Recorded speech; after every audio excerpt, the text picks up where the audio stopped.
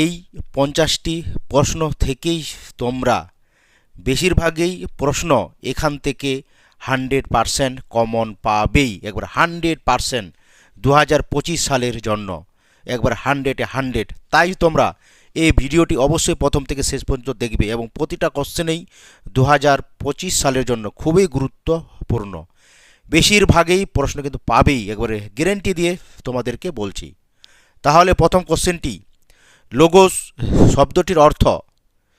এখানে উত্তরটি হবে অপশান ডি, চিন্তা।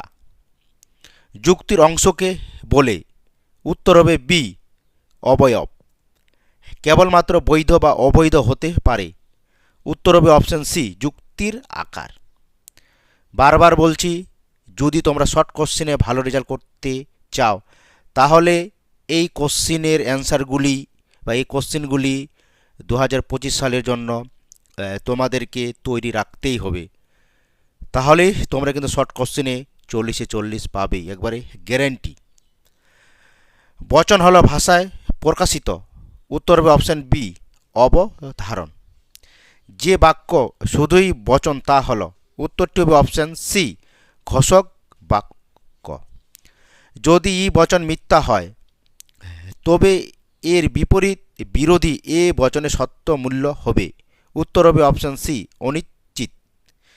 বিরুদ্ধ বিরোধিতার ক্ষেত্রে ড্যাশ পার্থক্য থাকে।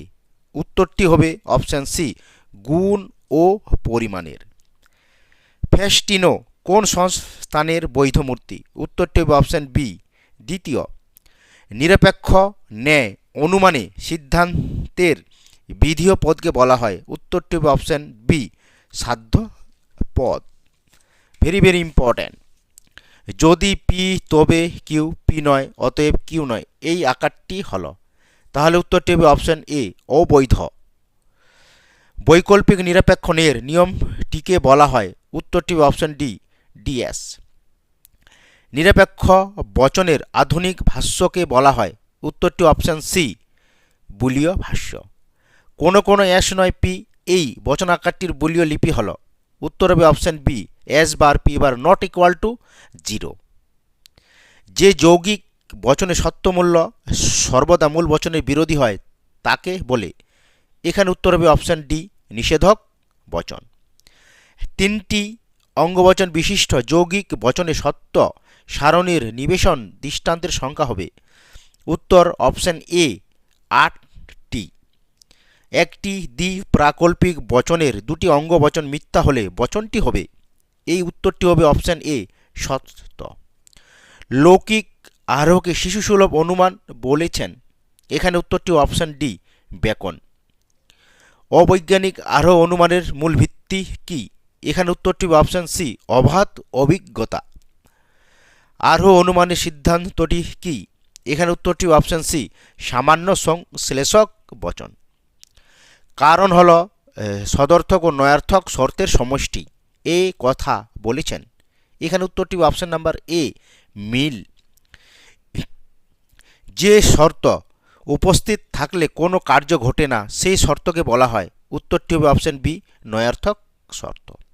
মেঘ না করলে বৃষ্টি হয় না, এক্ষেত্রে শর্তটি হল। উত্তরটি অপশান এ, আবশ্যিক শর্ত।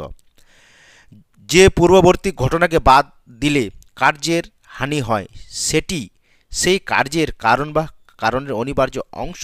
সত্যটি মিলের কোন পদ্ধতির ভিত্তি? এখানে উত্তরটি অপশান নাম্বার বি, ব্যতিরিকী। স্থায়ী কারণের ক্ষেত্রে মিলের কোন পদ্ধতিটি কার্যকর? এখানে উত্তরটি হবে অপশান নাম্বার ডি, সহপরিবর্তন।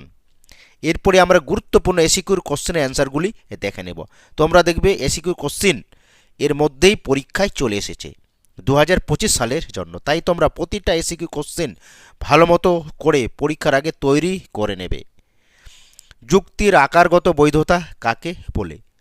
উত্তর, যদি কোনো অবরোধ যুক্তির অভ্যন্তরীণ সঙ্গতি থাকে, অর্থাৎ হেতু বাক্য সত্য ও সিদ্ধান্ত মিথ্যা না হয়, তবে সেই আরও অবরোহ যুক্তির আকারগত সত্যতাকে বলা হয় যুক্তির আকারগত বৈধতা।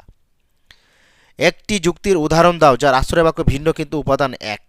তাহলে উত্তরটি আমরা লিখব, এ দিয়ে সকল মানুষ হয় মরণশীল, ই কোনো মানুষ নয় অমরণশীল। বচন দুটির অর্থ এক হওয়ায় তাদের উপাদান একই কিন্তু বচন দুটির আকার ভিন্ন, কেননা বচন দুটিকে প্রতিকায়িত করলে হয় এ সকল এস হয় পি, ই কোনো এস নয় ও পি। এটা হলো কি যুক্তির আকার। কেমন? আই বচনের অনু বিষম বচনটি কোনটি? তাহলে উত্তরটি লিখব আই বচনের অনু বিষম বচন হলো ও। বচনের বিপরীত বিরোধিতা কাকে বলে? উত্তর, যদি দুটি নিরপেক্ষ বচনের উদ্দেশ্য ও বিধিও এক হয় এবং বচন দুটির মধ্যে যদি শুধুমাত্র গুণগত দিক থেকে পার্থক্য থাকে, তখন বচন দুটির মধ্যে পারস্পরিক সম্পর্ককে বলা হয় বচনের বিপরীত বিরোধিতা। কখন দুটি বচন পরস্পর বিরোধী হয়? উত্তর, যখন দুটি নিরপেক্ষ বচনের উদ্দেশ্য ও বিধিও এক হয় এবং বচন দুটির মধ্যে যদি শুধুমাত্র গুণগত পার্থক্য থাকে কিংবা শুধুমাত্র পরিমাণগত পার্থক্য থাকে কিংবা গুণগত ও পরিমাণগত উভয় দিক থেকে পার্থক্য থাকে, তখন দুটি বচন পরস্পর বিরোধী হয়। বিরোধানুমানকে কোন ধরনের অনুমান বলা হয়? উত্তর, বিরোধানুমান হল এক প্রকার অমাধ্যম অনুমান। অমাধ্যম ও মাধ্যম অনুমানের মধ্যে পার্থক্য বা প্রধান পার্থক্য কি? তাহলে উত্তরটি লিখব অমাধ্যম অনুমানের সিদ্ধান্তটি একটি মাত্র যুক্তিবাক্য থেকে অনিবার্যভাবে নিশ্চিত হয়, আর মাধ্যম অনুমানে সিদ্ধান্তটি দুই বা ততোধিক যুক্তিবাক্য থেকে অনিবার্যভাবে নিশ্চিত হয়। বিবর্তনের গুণ সংক্রান্ত নিয়মটি লেখো। তাহলে আমরা উত্তরটি লিখব বিবর্তনের গুণ সংক্রান্ত নিয়মটি হলো যুক্তিবাক্যের গুণ ও সিদ্ধান্তের গুণ ভিন্ন হবে, অর্থাৎ যুক্তিবাক্য যদি সদর্থক হয় তাহলে সিদ্ধান্ত নয়ার্থক হবে এবং যুক্তিবাক্য যদি নয়ার্থক হয় তাহলে সিদ্ধান্ত সদর্থক হবে। গঠনমূলক প্রাকল্পিক ন্যায়ের একটি মৃত উদাহরণ দাও বা দৃষ্টান্ত দাও। তাহলে আমরা উত্তরটি লিখব যদি পৌশালী সৎ হয় তাহলে পৌশালী জীবনে উন্নতি করবে। পৌশালী সৎ, অতএব পৌশালী জীবনে উন্নতি করবে। একটি যৌগিক বচনের সত্যমূল্য কিসের উপর নির্ভর করে?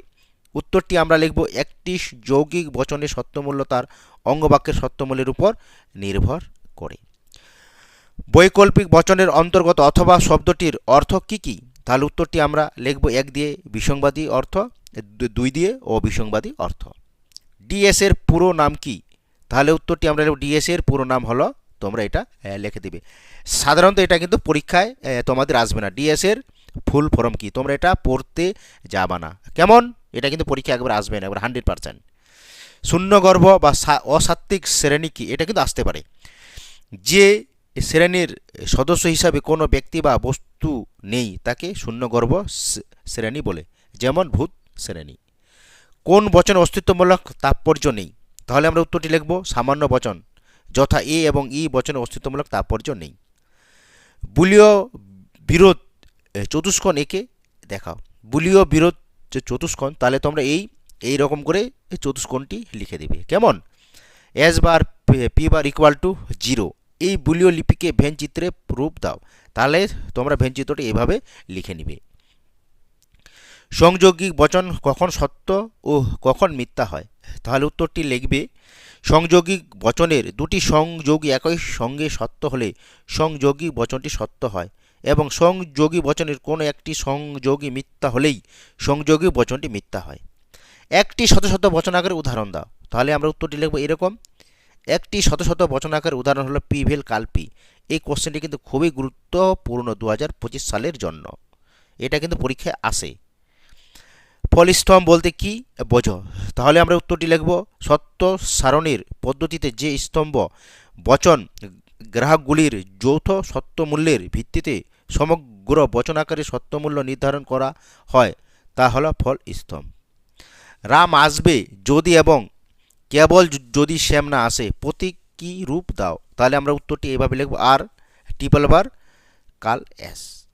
অবৈজ্ঞানিক আরোহকে লৌকিক আরোহ বলা হয় কেন? তাহলে আমরা উত্তরটি লিখব এরকম, অবৈজ্ঞানিক আরোহ অনুমান সাধারণ মানুষের মতো কার্য কারণ সম্বন্ধ নির্ণয় না করেই অবাধ অভিজ্ঞতার উপর ভিত্তি করে সিদ্ধান্ত গঠন করে বলে একে লৌকিক আরোহ বলা হয়। অবৈজ্ঞানিক আরোহ অনুমানের সত্যতার মানদণ্ড কি? তাহলে আমরা উত্তরটি লিখব সদর্থক দৃষ্টান্তের সংখ্যা যত বেশি হবে সিদ্ধান্তের সম্ভাব্যতার তত বেশি হবে। উপমা যুক্তির মূল্য কিসের উপর নির্ভর করে? তাহলে আমরা উত্তরটি লিখব সাদৃশ্যের প্রাসঙ্গিকতার উপর। উপমা যুক্তির দৃষ্টান্ত দাও, তাহলে আমরা উত্তরটি লিখব উপমা যুক্তির দৃষ্টান্ত জবা, পলাশ, শিমুল লাল ফুল। জবা পলাশ গন্ধহীন, অতএব শিমুল ফুলও গন্ধহীন হবে। উপমা যুক্তির ভিত্তি কি? তাহলে আমরা উত্তরটি লিখব উপমা যুক্তির ভিত্তি সাদৃশ্য।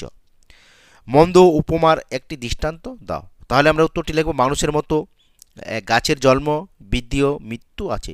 মানুষের চিন্তা শক্তি আছে, অতএব এক গাছেরও চিন্তা শক্তি থাকবে। এটা কি মন্দ উপমা যুক্তির উদাহরণ বা দৃষ্টান্ত। শর্ত কি? তাহলে আমরা উত্তরটি লিখব কারণের অপরিহার্য অংশকে বলা হয় শর্ত। শর্ত কয় প্রকার ও কি কি? তাহলে আমরা উত্তরটি লিখব শর্ত 3 প্রকার: আবশ্যিক শর্ত, পর্যাপ্ত শর্ত ও আবশ্যিক পর্যাপ্ত শর্ত। কারণ ও কার্যের মধ্যে কোনো আবশ্যিক সম্বন্ধ নেই, এ কথা কে বলেন? তাহলে আমরা উত্তরটি লিখব কারণ ও কার্যের মধ্যে কোনো আবশ্যিক সম্বন্ধ নেই, এ কথা বলেন হিউম। অপনয়নের সূত্র কেন প্রয়োগ করা হয়? তাহলে উত্তরটি লিখব আমরা অবাঞ্ছিত ঘটনাকে অপসারণ করার জন্য। মিল কোন অর্থে কারণ কথাটি ব্যবহার করেছেন? তাহলে আমরা উত্তরটি লিখব মিল পর্যাপ্ত শর্ত অর্থে কারণ কথাটি ব্যবহার করেছেন। আবশ্যিক শর্তের একটি উদাহরণ দাও বা দৃষ্টান্ত দাও, তাহলে আমরা লিখব উত্তরটি আগুন না থাকলে ধোয়া হয় না। তোমরা দেখবে এখান থেকে ফাইনাল পরীক্ষায় বেশিরভাগ কোশ্চেন ফাইনাল পরীক্ষায় তোমরা কিন্তু কমন পাবে একবারে 100-এ 100। তাই তোমরা এই কোশ্চেনগুলির অ্যান্সার ভালো মতো করে মুখস্থ করে বারবার বাড়িতে প্র্যাকটিস করবে। দেখবে অনায়াসে তোমরা ফিলোসফিতে শর্ট কোশ্চেনে 40-এ 40 পেয়ে যাবে।